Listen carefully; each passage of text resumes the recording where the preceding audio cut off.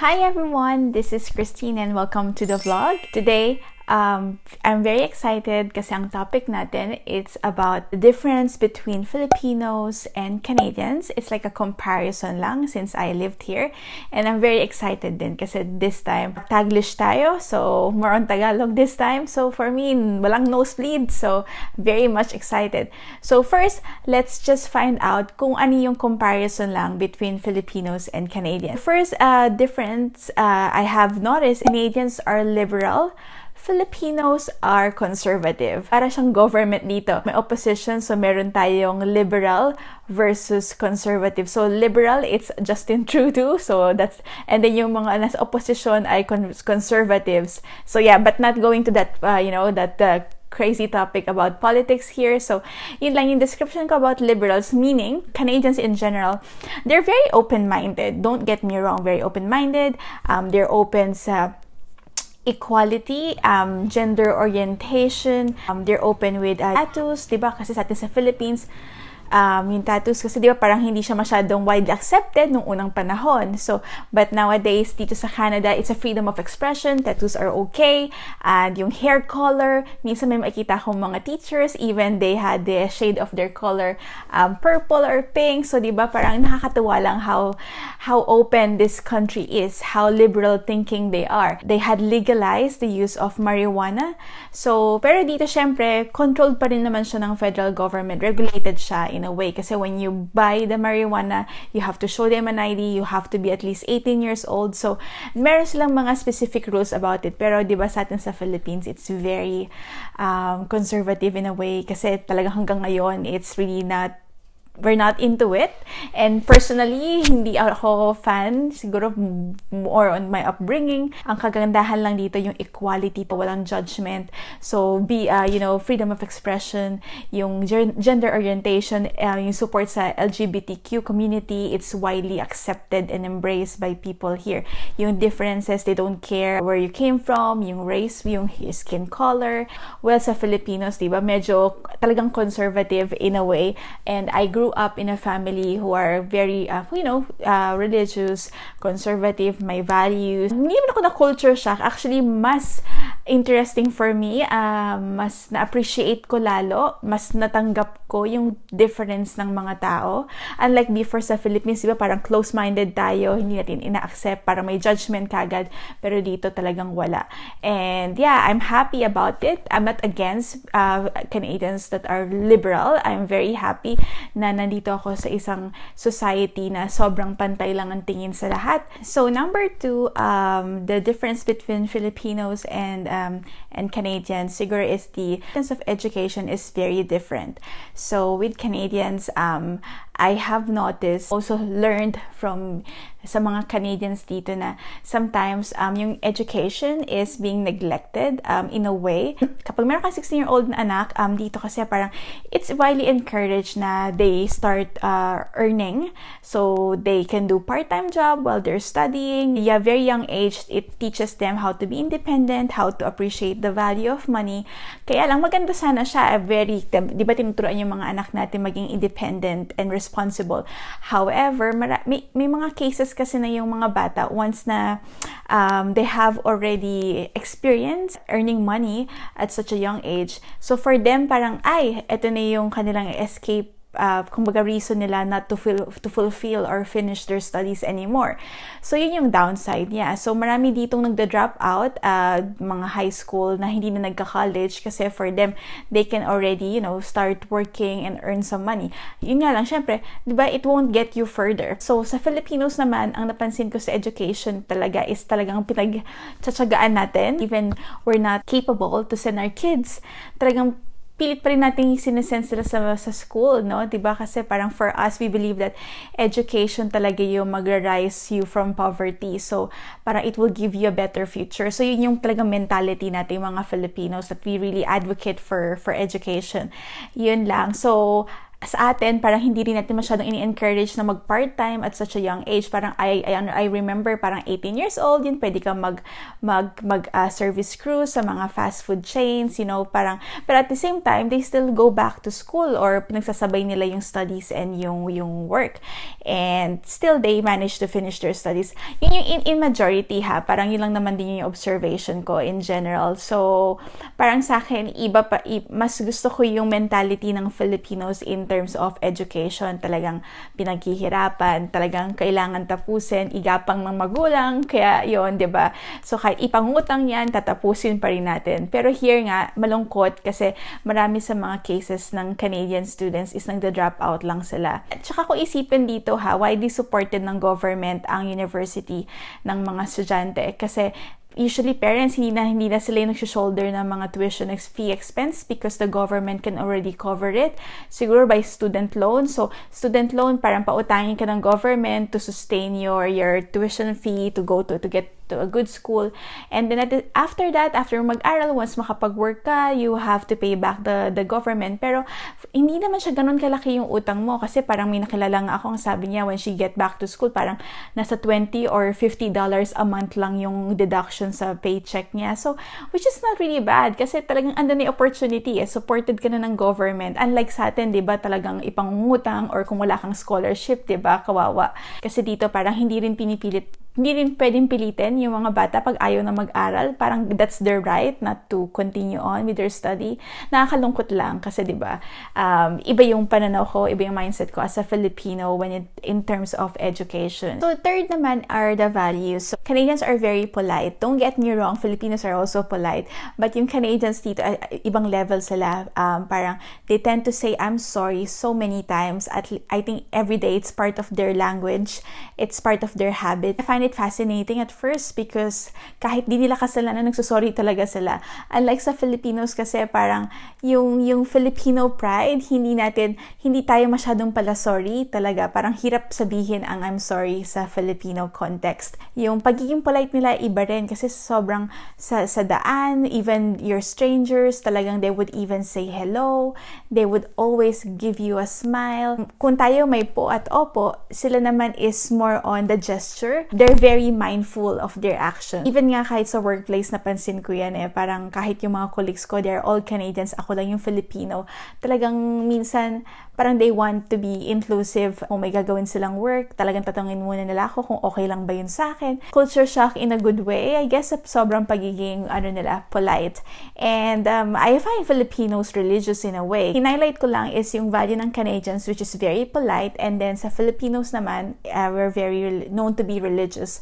And yeah, parang yung before kumain tayo, di ba, we do pray, we go to church on a Sunday. Sila din naman may ganun, pero not all. Parang hindi parang hindi ako masyadong nakakamit pa ng ganong mga Canadians na talagang parang they dedicate themselves, to go to church or, to pray a lot. Hindi sila ganon. So, yung number 4, favorite topic kasi fun topic. Occasions are celebrated in different ways. Yeah, favorite ko to. So, for example, first muna tayo sa mga birthdays. Birthdays, yung mga Canadians typically, ang way of celebration nila, for example, with an adult birthday party, once you come as a guest, don't expect that the birthday celebrant will pay for your own food or for your own meal. Hindi ganun dito. So, parang pag umattend ka ng birthday party, pay on your own cost. So, isa yun sa first learning na kumbaga, na-experience ko dito. Kasi we got invited before in a birthday party. And di ba sa ating mga Filipinos kasi once you're invited, you expect them na parang sagot na yung meals mo. But dito, hindi talaga. So, na-appreciate ko din siya kasi you don't put the responsibility to the birthday celebrant to cover your meal. They ask you to come over to celebrate with them, to enjoy the company. But at the same time, you make sure that you pay your own bill. And parang di na rin sila nag-expect ng gift in return kasi parang yung expectation, since you're gonna pay for your own meal, that's considered really like as a gift So, yun yung unang napansin ko. So, very unlikely sa Philippines, diba, pag in-invite ka, parang pag birthday mo nga minsan, nagtatago pa tayo kasi ayaw mo man libre o wala ka lang pera pan libre. So, parang hindi ka na lang nagsa-celebrate ng birthday mo or nag-i-invite ng mga friends kasi nga parang they expect you to pay for their own meals. At the same time, pagdating naman sa kiddie party, sa kids, parang very, very relaxed, very chill. Magagawin lang nila, mag-order lang sila ng pizza and a slice of any fruits. At yun lang nga isa-serve nila sa kids party. So, unlike sa Filipinas, di ba pag kids party, parang ang buffet. Kasi parang we also think of, yung mga guests natin ng mga parents, yung mga elders natin. Kasi parang, talaga parang fiesta tayo sa food. Yun yung talagang reality. Parang buffet or kung ano man yan. Talagang hindi ka magugutom sa birthday parties sa Pilipinas. Pero pagdating dito, iba siya. Kasi talagang yun lang napansin ko. A slice of pizza, yung mga fruits lang na yun. Pero, nag-i-invest sila sa kids activities. So, parang talagang nagre-rent sila ng mga amusement park or more focus on the fun and activities for the kids, which is really good din naman. Tsaka parang feeling ko less hassle for the parents kasi you don't have to think of kung ano ihahanda mo sa birthday ng anak mo. Ilang adjustment is yung pagpupunta nga ng birthday party sa kids, make sure na hindi ka gutom kasi talagang you don't expect yourself na kakain ka ng bongga, unlike sa mga Filipino kids parties. So meron siyang parehong pros and cons, pero it's livable. Yung Halloween dito is widely celebrated. So, parang dito by the month of, I think, October to November, parang people start to decorate their houses, fall decors, and then sasamahan mo na siya ng Halloween, mga pumpkins. So, yung mga house talaga dito, parang Christmas, parang sa dami din ng mga decor nila. So, I wasn't into it kasi di ba sa Philippines, parang hindi naman siya masyadong widely celebrated ang Halloween for kids. Pero dito iba. Kaya nga parang mas gusto ko yung trip sa Pilipinas kasi by bare month we start to decor our houses na rin with Christmas decors, 'di ba? Kasi parang talagang yun yung longest celebration natin pagdating sa Christmas. Pero dito parang hihintayin ko pang matapos si Halloween. Tapos minsan meron pa silang yun nga yung si Remembrance Day, parang after Halloween yan, parang somewhere in November. Tapos after nun tsaka silang de-decor. So pero ako ang style ko is after ng Halloween, nagpo-put up na rin ako ng mga Christmas decor kasi that's how I am excited for Christmas din. So, the next comparison between Canadians and Filipinos, sana po hindi niyo ako i-bash. Pero, di ba, mag-agree naman din kayo dito. Sabihin ko lang in general, Canadians are not judgmental. Filipinos, yes, we do. We do judge a lot. And I'm so sorry, but I have to tell it.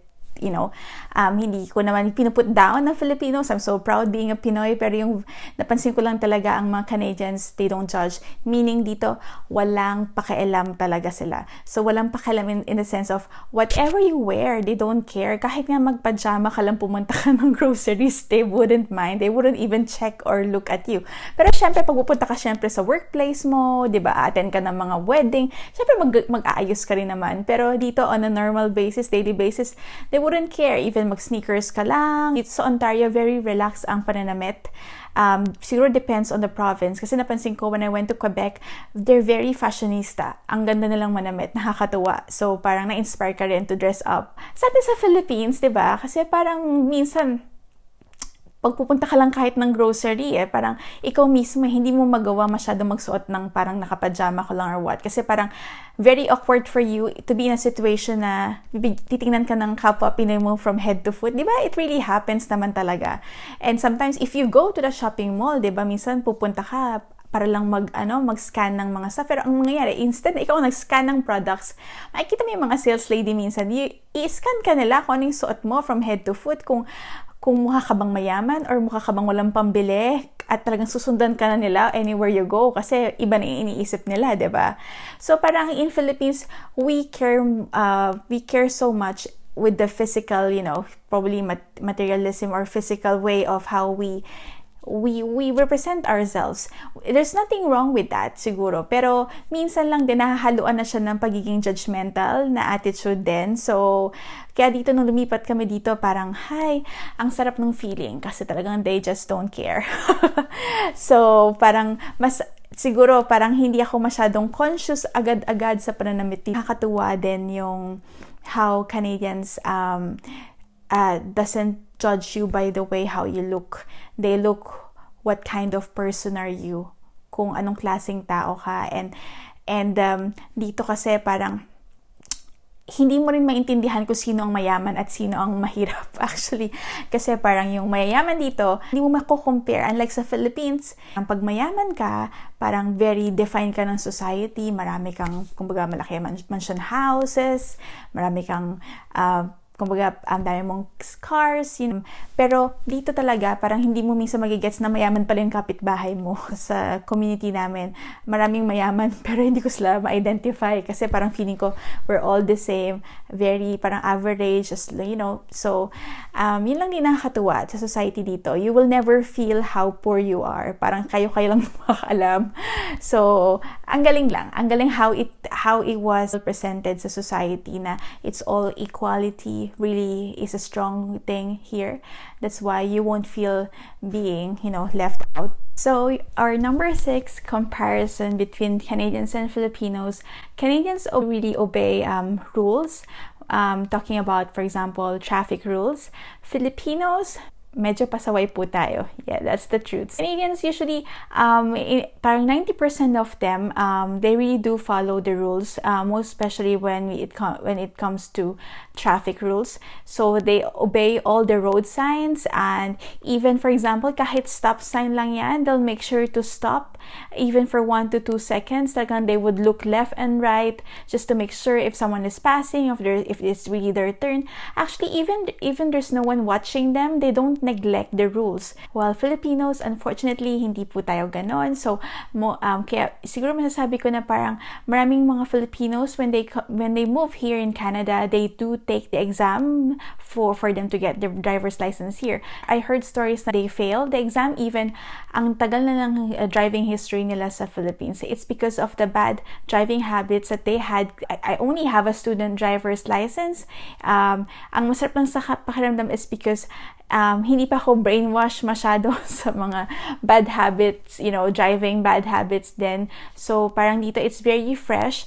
It's nice to go to a driving school for you to understand the Canadian law. And so, masasabi ko in general, ganun ang mga Canadians, hindi sila masyadong pasaway. And if you would also notice that, sometimes sa news dito, most especially, medyo boring ang news dito kasi walang masyadong ganap, walang masyadong events. Sometimes even yung news about kung may nawawala kang pet. Or, unlike sa Philippines, parang everyday, lagi may ganap. And akala ko ganun dapat ang news, laging may something. Pero I realize that's very also nice din pala and positive na kapag tune in ka sa news, is wala kang makikitang bad news.